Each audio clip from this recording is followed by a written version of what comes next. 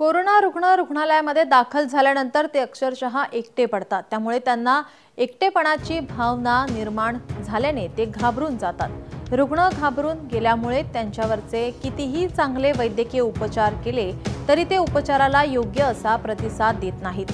अशा वेळी या रुग्णांचे मनोधैर्य वाढवण्यासाठी पिंपरी चिंचवड मनपाच्या ॲटो क्लस्टर आणि जम्बो रुग्णालयामध्ये जीवन प्रशिक्षक शिवप्रसाद महाले नाशिक यांच्या माध्यमातून राबविण्यात येत असलेला रिचार्ज टू डिस्चार्ज हा उपक्रम रुग्णांच्या समुपदेशनासाठी प्रभावित ठरत आहे।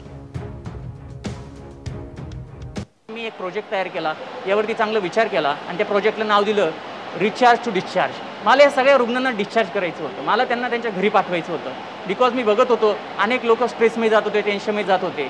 त्यांना डिस्चार्ज करण्यासाठी काय करावं लागेल आणि मी ठरवलं की यांना रिचार्ज करावं लागेल।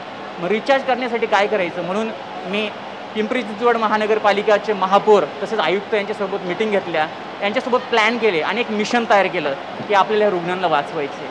5-6 दिवसापासून हे सर येत आहेत, शिवप्रसाद महाले हे आल्यापासून तर अजूनच छान वाटते।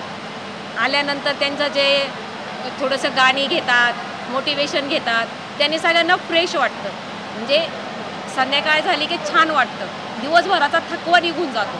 थोडक्यात जी काही सेवा दिली जाते तर खूप छान पद्धतीने ही सगळी सेवा दिली जाते। त्याच्यामुळं आज जर बघितलं तर मी 24 तारखेला आलो होतो आणि आजच्या डेटला आज मी व्यवस्थितपणे तयार आहे।